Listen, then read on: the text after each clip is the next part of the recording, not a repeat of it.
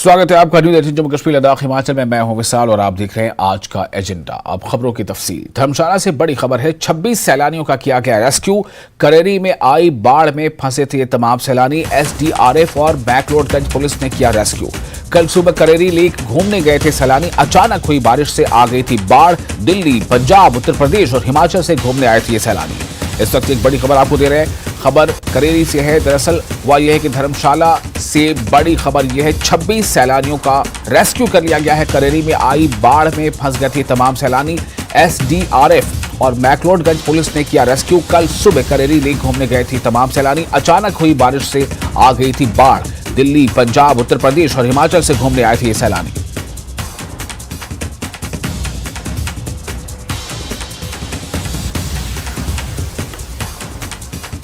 तो ये तस्वीरें जो आप देख रहे हैं, ये तमाम वो तस्वीरें हैं, वो तमाम सैलानियों के हैं जो वहां फंस गए थे, जिन्हें रेस्क्यू किया गया काफी कामयाबी के साथ। ये खबर धर्मशाला से है, जहां 26 सैलानियों का यानी 26 टूरिस्ट्स का, 26 पर्यटकों का रेस्क्यू किया गया है। करेरी में आई बाढ़ में ये तमाम टूरिस्ट फंस गए थे और जो स्टेट की जो टीम है एसडीआरएफ और मैक्लोडगंज पुलिस ने संयुक्त ऑपरेशन करते हुए इन तमाम सैलानियों को वहां से रेस्क्यू किया है। कल सुबह करेरी लेक घूमने गए थे सैलानी और अचानक हुई बारिश से वहां बाढ़ आ गई थी। विचित्र हमारे साथ जुड़ चुके हैं ज्यादा जानकारी के साथ। विचित्र, ये किस तरह का ये मामला हो गया था अचानक, और क्या पहले से कुछ भी अंदेशा नहीं था, कोई भी आशंका नहीं थी कि वहां पर कुछ इस तरह का खतरा हो सकता है, सैलानी वहां फंस सकते हैं? बहरहाल खबर तो अच्छी है कि तमाम को रेस्क्यू करा लिया गया है।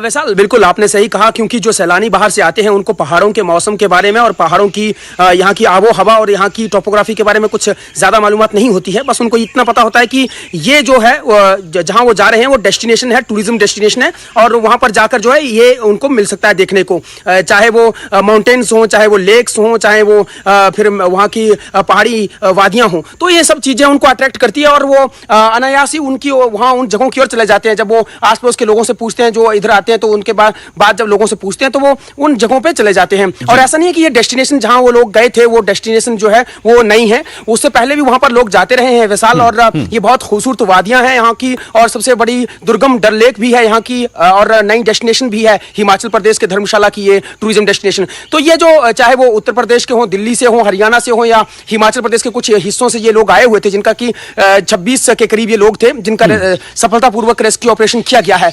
तो ये लोग वहां गए थे, लेकिन इनको ये जानकारी होनी चाहिए थी कि जो जहां ये जा रहे हैं, तो क्योंकि प्रशासन ऐसा लगातार जागरूक करता है कि जब आप लोग किसी स्टेशन पे जा रहे हैं तो पहले वो अपनी यहां पर रजिस्ट्रेशन करवा लें, और ताकि जो इनको पता चल जाए कि कौन लोग कहां गए हुए हैं। लेकिन इन्होंने ऐसा नहीं किया हुआ था। ये लोग घूमने वहां चले गए थे और अचानक से मौसम खराब हुआ, और जब खराब हुआ तो फिर जो बीच में नदी नाले जो पड़ते हैं वो उनमें बाढ़ आ गई, और बाढ़ आने की वजह से फिर वो लोग जो थे वो उस बाढ़ को क्रॉस नहीं कर पाए, उन नालों को क्रॉस नहीं कर पाए, जिसकी वजह से वो लोग फंस गए। और अब क्योंकि रात हो चुकी थी और रात में उन लोगों के पास दूसरा कोई स्थान नहीं था जहां वो जा सकते थे या सुरक्षित कहीं रुक सकते थे, क्योंकि ऐसी जगहों पर ना तो होटल्स होते हैं, ना रेस्टोरेंट होते हैं, ना गांव होते हैं आसपास, तो लोग फंस जाते हैं। तो यहां भी यही देखने को मिला है विशाल, कि ये लोग भी जब यहां गए थे इस दुर्गम पहाड़ी लेक में, तो वहां से जब वापस आ रहे थे तो ये बाढ़ के कारण फंस गए, और फिर इन्होंने तुरंत इमरजेंसी कॉल फोन पर जो है वो कॉल नंबर पर कॉल की, और उसके बाद जो है यहाँ की जो एसडीआरएफ टीम थी, जो स्टेट डिजास्टर रिजर्व फोर्स है वो, और जो स्थानीय पुलिस है मैक्लोडगंज की, उन्होंने जाकर जो है आधी रात को रेस्क्यू ऑपरेशन किया। लेकिन गनीमत यह है कि सब सफलतापूर्वक जो है सभी को रेस्क्यू कर लिया गया है वैसाल जी। तो कहीं ना कहीं एक चूक उनसे हुई, उन्होंने रजिस्टर नहीं कराया अपने इस ट्रिप को लेकर जहां रजिस्ट्रेशन कराना था, लेकिन फिर भी मतलब कह सकते हैं कि भाग्यशाली रहे कि फंसे भी थे लेकिन बचा लिए गए। इससे एक संदेश आप देने की कोशिश कर रहे हैं तमाम जो टूरिस्ट हैं कि वो ऐसे सेंटर्स पर जाएं, बेशक जाएं, घूमें फिरें, आनंद लें, लेकिन जो ज़रूरी प्रक्रिया है इससे आपका भला ही होता है, वो करना चाहिए। विचित्र, मैं ये जानना चाहता हूं कि वो जो रजिस्ट्रेशन का प्रोसेस है ज़रा एक बार फिर से आप बता दें, और साथ ही साथ ये भी बता दें कि क्या इनमें से जिनको भी रेस्क्यू करा लिया गया है, क्या इनमें से किसी की स्थिति अभी ऐसी है कि वो थोड़े मतलब जख्मी हालत में हो, या सब लोग बिल्कुल ठीक ठाक हैं? देखिए विशाल, सबसे पहले तो हम ये बता दें कि जख्मी इसमें कोई नहीं हुआ है, सब सकुशल हैं। लेकिन हाँ, क्योंकि ये बहुत पहाड़ी ट्रैक है और पहाड़ी ट्रैक है, बहुत दुर्गम ट्रैक है और इस दुर्गम ट्रैक में आवाजाही करने में ही आदमी जो है वो थक जाता है। और दूसरा, जब आदमी जब क्रॉसिंग करने लगता है, यानी बाढ़ आ चुकी थी तो उन्होंने कोशिश तो की कि उसको क्रॉस कर लें, जद्दोजहद उनको करनी पड़ी है, तो हल्की खरोंचे या फिर थकान जो है वो निश्चित तौर पर इनको महसूस हुई। और हाँ, इनको फर्स्ट एड भी दी गई, क्योंकि जब फटीग होती है तो उसमें जो है फर्स्ट एड की जरूरत भी पड़ती है, तो ये भी इनको दिया गया। लेकिन हाँ, स्वस्थ है तमाम लोग। और दूसरी जो बात यह है कि जो रजिस्ट्रेशन की हम लोग बात करें, क्योंकि हिमाचल प्रदेश में मौसम कब करवट ले ले इसकी कोई जानकारी किसी को भी पूर्णता नहीं होती है, और अलग अलग हिस्सों में अलग अलग तरीके से जो है वो मौसम यहाँ पर रहता है। प्री मानसून और प्री मानसून के बाद का मौसम जो है, हमेशा ही हम लोगों ने देखा है कि बहुत से सैकड़ों लोग जो इस तरह से फंसते हैं, उनको निकाला जाता है, और कई बार तो जानी नुकसान भी बहुत ज्यादा हुआ है हिमाचल प्रदेश में। इसलिए जो है जिला प्रशासन लगातार या स्थानीय प्रशासन जो है लगातार लोगों को आगाह करता है, इमरजेंसी नंबर देता है। और अब मानसून क्योंकि आ रहा है तो उसके लिए अभी हाल ही में हम लोगों ने देखा कि 8 जून को पूरे हिमाचल प्रदेश में जो है वो मॉक ड्रिल की गई थी। इसीलिए की गई थी ताकि जो है वो ऐसी परिस्थिति आती है तो तुरंत जो है वो कैसे मौके पर पहुंचा जा सके। तो कहीं ना कहीं वो मॉक ड्रिल भी सफलतापूर्वक हम लोगों ने रियलिटी में भी देख ली है कि एसडीआरएफ की टीम रात को वहां पर पहुंच गई और तुरंत उनका रेस्क्यू ऑपरेशन किया है। तो कहीं ना कहीं हमारा यहाँ का प्रशासन अलर्ट पर है, लेकिन प्रशासन लगातार इन लोगों से अपील करता है कि आप लोग अगर यहाँ इन हिमाचल में आते हो तो एक तो ऐसी जगहों पर बिल्कुल भी ना जाएं जो कि नदी नाले हो, और दूसरा पहाड़ी इलाकों पे अगर जाते हो तो रजिस्ट्रेशन जरूर करवा के जाएं, चोर दरवाजों से ना जाएं। तो यहाँ हालांकि क्रेरी डल लेक जो है वो कोई चोर दरवाजा नहीं है, यहाँ लोग जाते आते रहते हैं, लेकिन कहीं ना कहीं सुरक्षा के लिहाज से जो है इन लोगों को रजिस्ट्रेशन पहले करवा लेनी चाहिए स्थानीय प्रशासन के पास या जिला प्रशासन के जो भी यहाँ पर इनकी ओर से डिपार्टमेंट की ओर से जो प्रबंध किए गए हैं। तो ये बहुत जरूरी है कहीं ना कहीं। वैसाल, बहुत शुक्रिया आपका, विचित्र बहुत है विस्तार से तमाम जानकारी देने के लिए। और इसी के साथ हम यहाँ से बढ़ेंगे अगली खबर पर। अगली खबर जो है वो भी काफ़ी अहम है। दरअसल कश्मीर में गर्मी की लहर शुरू हो गई है। रविवार को मौसम का अब तक का सबसे गर्म दिन दर्ज किया गया। श्रीनगर में तापमान 31.8 डिग्री सेल्सियस दर्ज किया गया। मौसम विभाग ने एक हफ्ते तक गर्म और आर्द्र परिस्थितियों की भविष्यवाणी की है। मौसम विभाग के अनुसार अगले सप्ताह शुष्क मौसम रहने की उम्मीद है। हालांकि दोपहर या शाम के वक्त बारिश और गरज के साथ छींटे पड़ने की संभावना भी जताई गई है। उधर जम्मू के मैदानी इलाकों में ज्यादा से ज्यादा जो तापमान है वो 38 से 40 डिग्री सेल्सियस के बीच रहने की संभावना बताई गई है।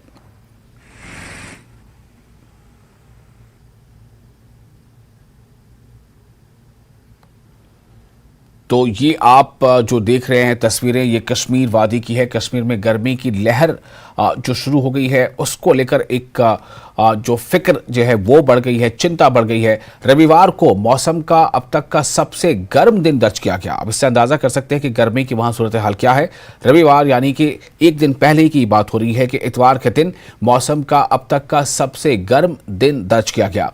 श्रीनगर में तापमान 31.8 डिग्री सेल्सियस दर्ज किया गया है। जहाँ के बारे में हम अक्सर ही सोचते हैं कि वहां पर तो ठंड रहती है, लेकिन श्रीनगर का तापमान आपको बता रहे हैं कि श्रीनगर में रविवार को जो तापमान था यानी जो टेम्परेचर था वो 31.8 डिग्री सेल्सियस दर्ज किया गया। मौसम विभाग ने एक हफ्ते तक यानी आने वाले एक हफ्ते में और ये जो स्थितियां हैं उसके बारे में ये बताया है कि एक हफ्ते तक गर्म और बहुत ही आर्द्र जो है वो स्थितियां बनी रहेंगी, ऐसा मौसम विभाग का भविष्यवाणी है। और मौसम विभाग के मुताबिक अगले हफ्ते शुष्क मौसम रहने की भी उम्मीद है। रईस जुड़ चुके हैं हमारे साथ ज्यादा जानकारी के साथ, हमारे रिपोर्टर। रईस, इस वक्त मौसम को लेकर क्या क्या भविष्यवाणियां हैं मौसम विभाग की, और लोग किस तरह से इस पूरे हालात को देख रहे हैं, कितनी उन्हें जद्दोजहद करनी पड़ रही है अपने रोजमर्रा के कामों को करने में? जी हाँ, बिल्कुल। अगर हम देखें तो कल जो है यहाँ पे हॉटेस्ट डे जो है वो अभी इस सीज़न का हॉटेस्ट डे जो है वो माना जा रहा है, क्योंकि कल जो है 31.8 डिग्री सेल्सियस जो है वो यहाँ पे टेम्परेचर था। तो यहाँ पे हम देख रहे हैं कि लगातार जो है गर्मी बढ़ रही है, जो हॉट एंड ह्यूमिड टेम्परेचर है वो देखने को मिल रहा है। और इसके साथ साथ जो महकमे मौसमियात है उन्होंने भी प्रेडिक्शन की है कि आने वाले एक हफ्ते तक जो है वो गर्मी और बढ़ेगी और मौसम जो है वो अमूमन खुशक रहने का ही इम्कान है। हालांकि कहीं कहीं पे जो है वो हल्की फुल्की बारिशें भी होंगी, लेकिन मेनली जो मौसम है वो ड्राई रहेगा। और इसके साथ साथ अगर हम जम्मू की बात बात करें तो वहाँ पे भी टेम्परेचर जो है वो उसमें इजाफा होगा और 38 से 40 डिग्री सेल्सियस जो है वो वहाँ तक टेम्परेचर पहुँच सकता है। और कश्मीर की अगर हम बात करें तो यहाँ पे भी आने वाले दिनों में गर्मी और बढ़ेगी और ज़्यादा जो है वो टेम्परेचर जो है वो देखने को मिलेगा, जिससे लोग जो है यहाँ पे वो इस मौसम को एक तरफ से एंजॉय भी कर रहे हैं। और हमने देखा कि जिस तरह से कुछ दिनों पहले यहाँ पे लगातार बारिशें हो रही थी, उसके बाद परेशानी थी, लेकिन अब धीरे धीरे मौसम में जो है वो सुधार हो चुका है और गर्मी के दिन जो है वो लौट आए हैं। और इस सीजन का कल hottest day 31.8 degree Celsius temperature record किया गया और उम्मीद की जा रही है कि आने वाले दिनों में महकमे मौसमियात ने प्रेडिक्शन की है कि और भी जो है वो गर्मी बढ़ेगी। जी जी। तो रईस, इसका असर किस तरह से पड़ा है लोगों के जो डे टू डे जो वर्क है उस पर कितना असर पड़ा है, और क्या मतलब पिछले गुज़श्ता सालों में भी क्या इस महीने में इन दिनों इसी तरह के हालात बने रहते थे? जी हाँ, बिल्कुल। अगर हम यहाँ पे देखें तो जब भी गर्मी बढ़ती है तो फिर जो है वो मॉर्निंग शिफ्ट्स पे ज़्यादा फोकस रहता है वहाँ, चाहे वो स्कूल हो चाहे वो बिजनेसेस हो। लोग जो है वो सुबह शाम ज़्यादा जो है वो काम को तरजीह देते हैं, काम ज़्यादा करते हैं और दिन में जो है वो अमूमन जो एक्टिविटीज़ है वो सस्पेंड ही रहती है और ज़्यादातर काम जो है वो सुबह और शाम को ही किया जाता है, शिफ्ट्स में उसको जो है वो चेंज किया जाता है। लेकिन यहाँ पे हम देख रहे हैं कि टेम्परेचर उतना बढ़ता नहीं है और जब भी यहाँ पे हॉटेस्ट डेज आते हैं तो उसके फौरी बाद जो है यहाँ पे बारिशें होती है, मौसम में जो है वो बदलाव होता है। तो उसको लेके अगर हम इस जम्मू की बात करें तो वहाँ पे ज़्यादा जो है कश्मीर के बनस्बत गर्मी बढ़ती है और वहाँ पे इससे ज़्यादा दिक्कत होती है। लेकिन कश्मीर में जिस तरह से हम देख रहे हैं कि लोग जो है वो इसको एडजस्ट कर रहे हैं, क्योंकि लोगों को पता है कि चाहे वो सर्दी हो गर्मी हो किस तरह से क्या एडजस्टमेंट करनी है। अगर हम कश्मीर की बात करें तो लगातार हम यहाँ पे देख रहे हैं कि यहाँ पे मौसम में बदलाव जो है वो आम सी बात है। यहाँ पे मौसम जो है वो कभी भी चेंज हो सकता है, तो उस चीज़ को लेके जो है लोग पहले से ही तैयार रहते हैं। अब जब गर्मी के दिन आए हैं तो लोग जो है वो इसके लिए भी तैयार है और शिफ्ट जो मॉर्निंग और इवनिंग शिफ्ट है उनमें ज़्यादातर वो काम करते हैं और दिन को जो है अमूमन ज़्यादातर एक्टिविटीज़ जो है वो सस्पेंड ही रहती है। जी रईस, बहुत शुक्रिया आपका इस जानकारी के लिए। तो ज़रूरी है कि लोग अपने तौर पर भी एहतियात बरतें, चूँकि मौसम विभाग ने जो भविष्यवाणी की उसके मुताबिक अगले एक हफ्ते तक इसी तरह के हालात बने रह सकते हैं। ऐसे में बहुत ज़रूरी है कि जितना ज़्यादा हो सकता है आप पहले घंटों में ही अपने काम निपटा लें और हालात के मुताबिक ही अपने शेड्यूल को तय करें, जैसा इसे बताया। सामाजिक कार्यकर्ता और पर्यावरणविद सोनम वांगचुक अपनी मांगों को लेकर एनडीएस ग्राउंड लेह में 7 दिवसीय जलवायु उपवास पर बैठ गए हैं। जलवायु उपवास का मकसद लद्दाख के लिए राज्य का दर्जा, 6ठी अनुसूची के तहत संवैधानिक सुरक्षा, भर्ती प्रक्रिया और लेह और कारगिल के लिए अलग अलग लोकसभा सीटों जैसी मांगों को पूरा करवाना है। इस मौके पर लेह और लद्दाख के विभिन्न धार्मिक संगठन, नंबरदार एसोसिएशन, पंचायत कोऑर्डिनेशन कमेटी और स्टूडेंट्स यूनियंस सोनम वांगचुक के साथ नजर आए। उपवास के दौरान सोनम वांगचुक और उनके समर्थकों ने बातचीत के कामयाब होने की प्रार्थना की। रिपोर्ट के मुताबिक लद्दाख के कई क्षेत्रों में वार्ता की सफलता के लिए अलग अलग प्रार्थना घरों में इसी तरह के उपवास और प्रार्थना हो रही है। आपको बता दें कि सोनम वांगचुक की मांगों पर बातचीत के लिए गृह मंत्रालय द्वारा 3 सदस्यों के प्रतिनिधिमंडल को दिल्ली में आमंत्रित किया गया है। आज गृह मंत्रालय में प्रतिनिधिमंडल से बातचीत होगी। क्लाइमेट फास्ट में वांगचुक साहब ने जो यहाँ पे 7 दिन का रखा है उसके सपोर्ट में है।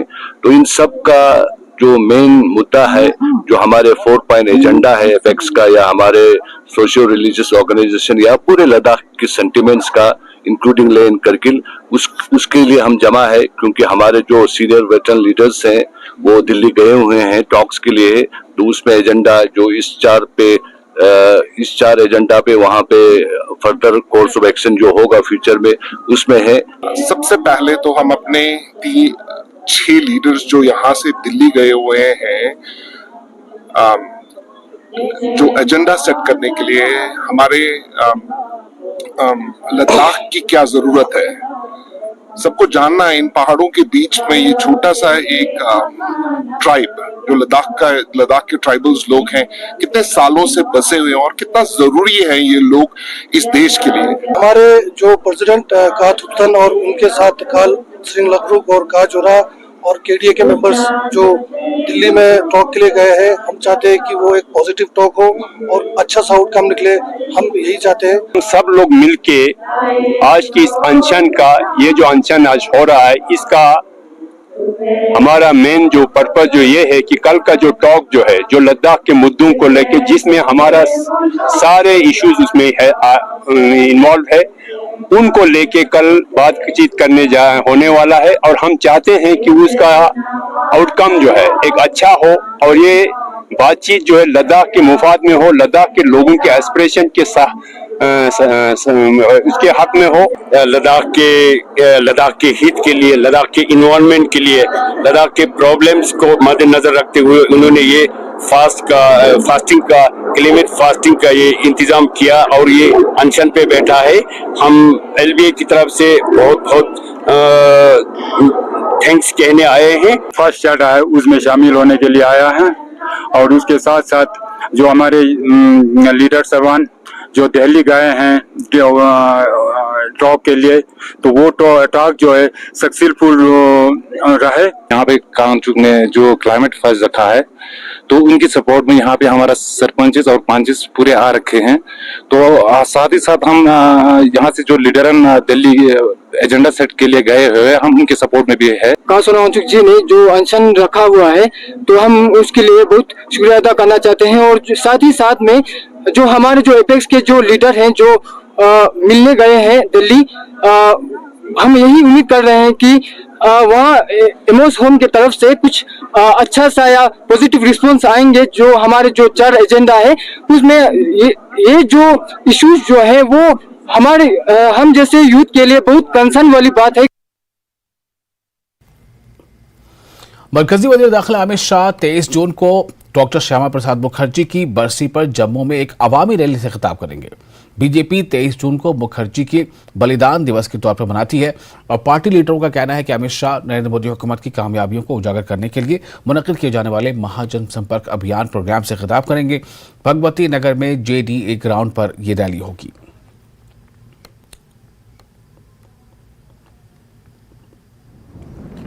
केंद्रीय गृह मंत्री अमित शाह 23 तारीख को जम्मू आ रहे हैं और यहाँ पे एक रैली को संबोधित करेंगे। जो प्रसाद मुखर्जी उनकी जो डेथ एनिवर्सरी है उस उपलक्ष्य में महाजन संपर्क अभियान के तहत जो बीजेपी हर एक कॉन्स्टिट्यूंसी में एक रैली कर रही है, तो जम्मू में भी, जम्मू पार्लियामेंट्री कॉन्स्टिट्यूंसी में भी ये रैली होगी इसी भगवती नगर में। और आप ये देख सकते हैं विजुअल में, भगवती नगर का जो ये यहाँ पे ग्राउंड है, इसी जगह पे 23 तारीख को वो यहाँ पे रैली करेंगे। और अब इस रैली के लिए जो इंतजाम हैं, जो तैयारी हैं, उनको शुरू किया गया है। रैली के बारे में बात करने के लिए हैं जम्मू डिस्ट्रिक्ट प्रेसिडेंट बीजेपी और कॉरपोरेटर हैं प्रमोद कपाई जी। प्रमोद जी, किस तरह से इस रैली को आप लेते हैं, क्या क्या एक्सपेक्टेशंस हैं और क्या तैयारियां हैं? देखिए, मोदी जी की 9 साल सेवा सुशासन और गरीब कल्याण के लिए जो 1 महीने का प्रोग्राम हमारा चल रहा है 30 मई से लेकर 30 जून तक, उसी को देखते हुए उसी संदर्भ में हर डिस्ट्रिक्ट में हर पार्लियामेंट्री कॉन्स्टिट्यूंसी उस पे वहाँ पे हमारी यहाँ रैलियाँ भी हो रही हैं, विकास तीर्थ के प्रोग्राम हो रहे हैं, संपर्क से समर्थन के प्रोग्राम हो रहे हैं। इसी प्रकार ये एक महा रैली का प्रोग्राम जो है 23 तारीख को मोदी अपने अमित शाह जी के आने पर यहाँ जम्मू JDA ग्राउंड है, ये 4th पेज के पास भगवती नगर में वार्ड नंबर 14 में यहाँ रखा गया है। और मुझे लगता है कि ये भव्य रैली होगी। क्या क्या लगता है, क्या आप जब अमित शाह आएंगे तो क्या आपको लगता है कि चीजें हुई हैं जो आप बीजेपी जिसको लोगों के सामने पेश करना चाहते हैं कि हाँ हमने ये किया? देखिए, मैं जम्मू कश्मीर की बात करूं तो जहां 70 साल में, पिछले 60 साल में जो हुआ वो सब जानते हैं, और इन 9 साल में जो हुआ वो भी लोगों के सामने है। उसमें आप जू की बात कर लीजिए, उसमें IIM की बात करिए, IIT की बात करिए, एम्स की बात करिए। अभी हाल ही में जो सिदड़ा में एक भव्य मंदिर जो है तिरुपति बालाजी का बनाया गया। आप रोड कनेक्टिविटी की बात करिए, आप टनल्स की बात करिए, आप फ्लाईओवर्स की बात करिए। जम्मू कश्मीर में जो 370 दफा टूटने के बाद, 35 से टूटने के बाद जो लोगों को सुकून मिला है और यहाँ डेवलपमेंट हुई है, वो अपने आप में एक सराहनीय है। और आने वाले जो हमारे, चाहे वो अमरनाथ की यात्रा होगी, चाहे वैष्णो देवी की यात्रा पर लोग आएंगे, इस झील का नजारा लेंगे और यहाँ टूरिस्ट रुकेगा। जम्मू कश्मीर में टूरिस्ट का बढ़ावा देने के लिए भी ये कार्य किए जा रहे हैं। न्यूज़ 18 से बात करने के लिए शुक्रिया। तो ये थे Pramod Kapai, senior BJP leader. ये दावा कर रहे हैं कि अमित शाह की जो रैली होगी उससे बीजेपी के वर्कर्स का मनोबल बढ़ेगा। वो एक नई सोच के साथ यहाँ पे आएंगे, कुछ अच्छी अनाउंसमेंट्स भी करेंगे और जो काम हुए हैं पिछले 9 साल के दौरान उसको भी वो बनाएंगे। और जाहिर तौर पर जो जब भी यहाँ पे असेंबली इलेक्शंस होंगे या आगे के इलेक्शंस चाहे। और फिलहाल एक छोटा सा ब्रेक लेते हैं। ब्रेक के बाद खबरों का सिलसिला जारी रहेगा। ब्रेक के बाद एक बार फिर आपका स्वागत है न्यूज़ 18 जेके एच पर। आप देख रहे हैं आज का एजेंडा। इस साल दूध पथरी पर्यटकों की पहली पसंद बना हुआ है। यही वजह है कि यहां बड़ी तादाद में पर्यटक आ रहे हैं। एक रिपोर्ट के मुताबिक इस साल अब तक 4 लाख से ज्यादा पर्यटक दूध पथरी की सैर कर चुके हैं। लेकिन बेसिक इंफ्रास्ट्रक्चर, एटीएम सुविधा और मोबाइल नेटवर्क की कमी की वजह से पर्यटकों को यानी सैलानियों को या यूं कह लें कि सयाहों को परेशानियों का सामना करना पड़ रहा है। ये रिपोर्ट देखिए।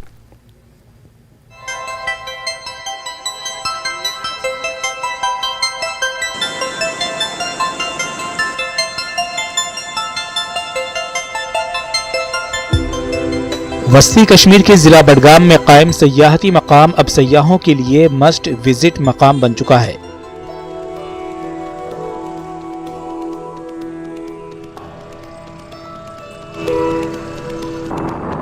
आए रोज यहाँ भारी तादाद में सयाह आ रहे हैं और कुदरती खूबसूरती से लुत्फानंदोज हो रहे हैं।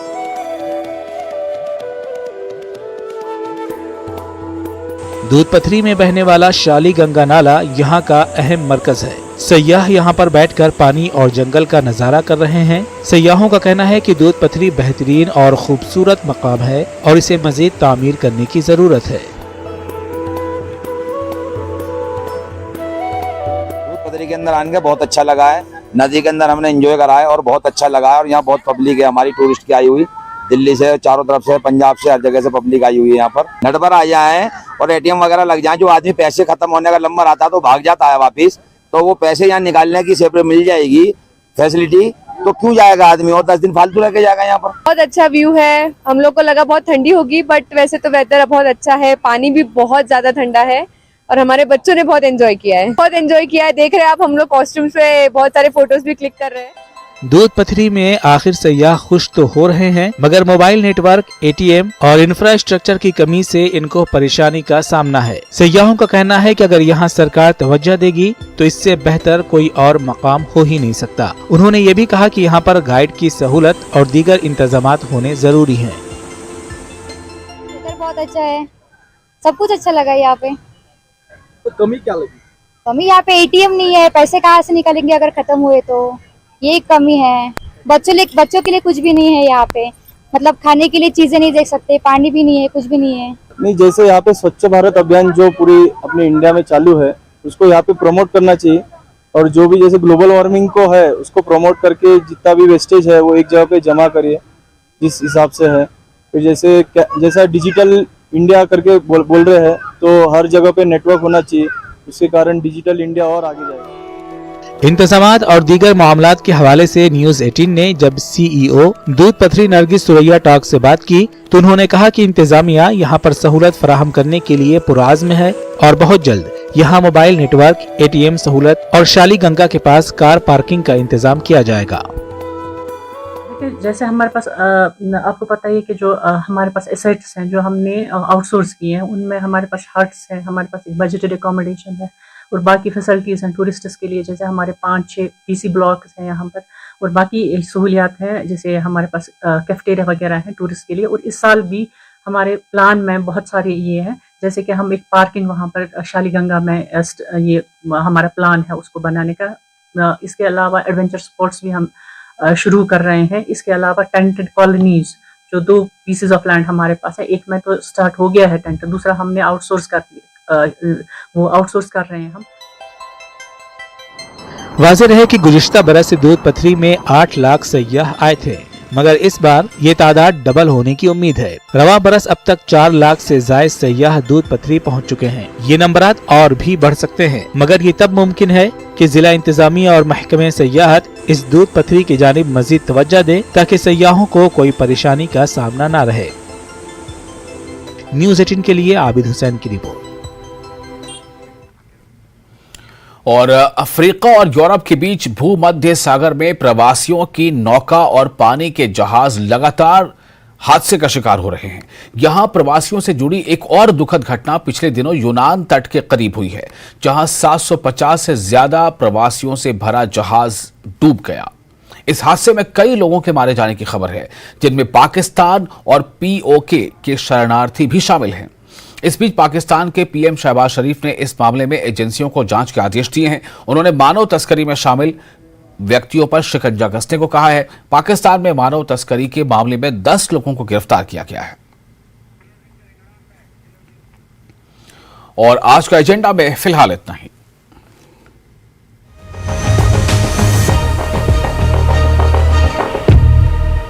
कठुआ में पानी की पाइपलाइन से एक